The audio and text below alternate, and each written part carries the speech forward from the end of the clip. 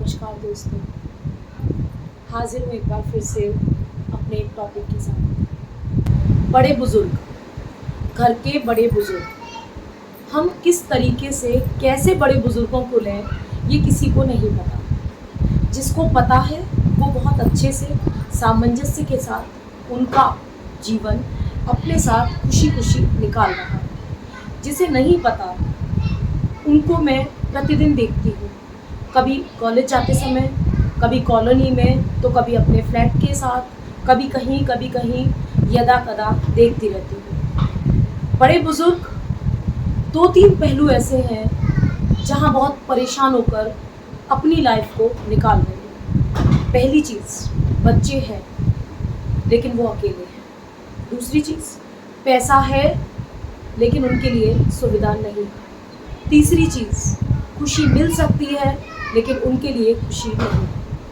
अब मैं बात करूं पहली चीज़ पर, बच्चे हैं वो फिर भी अकेले हैं। भागम भाग दुनिया में इतनी है, बच्चे इतने व्यस्त हैं, बच्चों के इतने काम हैं कि वो अपने बड़े बुजुर्गों को टाइम नहीं दे पा रहे। बच्चे अक्सर अपने परिवार में, बच्चे अक्सर अपने शारीरिक सुख में, अक्सर अपनी सुविधाओं को बटोरने में इतना अधिक श्रम कर लेते हैं कि बुजुर्गों के पास बैठने को उनका तनिक भी समय नहीं मिलता। कल की ही बात है, मैं जहाँ दूध लेने जाती हूँ वहाँ एक अम्मा झोपड़ी में रहती है।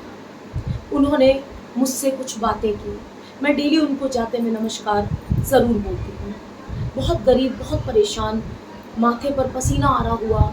मेरी जब कल उनसे बात हुई तब मैंने उनसे पूछा कि अम्मा, आपका जीवन इस झोपड़े में क्यों निकल रहा है। उन्होंने मुझे एक ही बात कही कि बेटा, मेरी किस्मत है। अब बताइए, क्या किस्मत मानकर किसी बुजुर्ग को झोपड़ी के पास छोड़ जाना अच्छी बात है। तभी मैंने उनसे पूछा कि अम्मा जी, बच्चे कहाँ रहते हैं। अम्मा जी ने बताया कि बेटा, मेरे बच्चे सब बहुत रिच हैं लेकिन आज की डेट में उनके लिए मेरी कोई ज़रूरत नहीं है। तब मैंने पूछा, क्या अम्मा जी बच्चों की याद नहीं आती? क्या अम्मा जी बच्चों से मिलने का मन नहीं करता?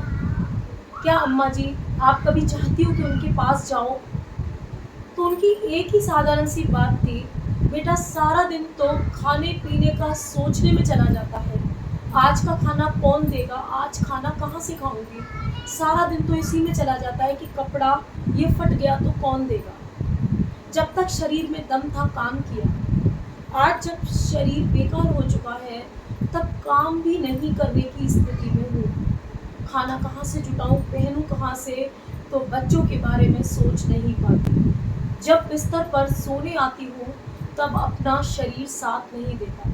कभी पैर खराब तो घुटने खराब तो आंखों से नहीं दिख रहा, कानों से सुनाई नहीं दे रहा। इन्हीं सब बातों में कराते कराते रात निकल जाती है। जब सपने में बेटे को देखती हूँ तो हमेशा ये देखती हूँ कि मेरा बच्चा उघड़ा पड़ा है, मेरे बच्चे ने ओढ़ा नहीं है, मेरा बच्चा नंगे पैर चला गया। ऐसी बातों को सोचते समय अपने बच्चे के विषय में सोचकर बहुत तपाक से उठती हूँ और खुद को उघड़ा और नंगे पैर पाती हूँ।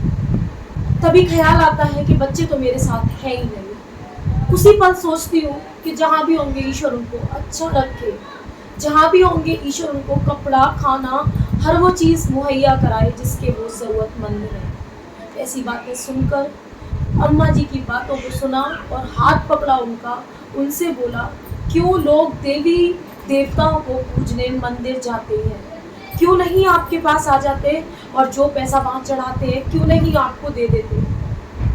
अम्मा जी बहुत और बहुत अच्छे दिल की स्त्री थी। मैं कुछ भी अगर उन्हें दे आती या कुछ भी उनके लिए कर आती, ये उनके मजाक से बड़ा कुछ नहीं होता। उनके मन को पढ़ने के बाद अगर कुछ सीख सकी तो सिर्फ इतना कि मेरा नहीं, कोई भी बुजुर्ग हो दुनिया का, अगर आप करने लायक हैं तो 2 वक्त का खाना ज़रूर मुहैया कराइए। 1 तन का कपड़ा अपने पास से 2 दिन कम बाहर का खाकर, 2 दिन कम मौज उड़ाकर उनके लिए कर दीजिए।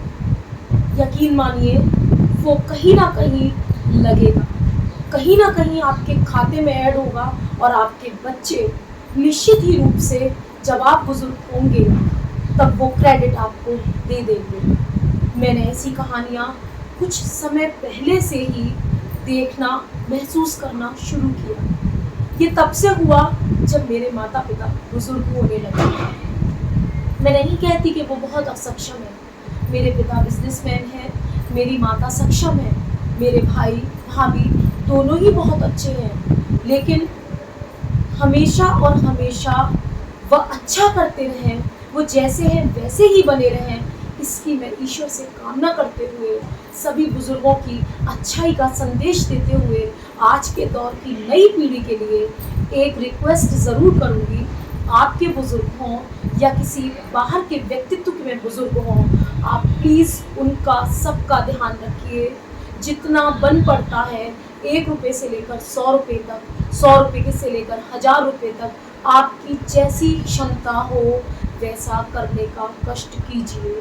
इससे आपके जीवन पर कोई हानि नहीं आएगी। शुक्रिया।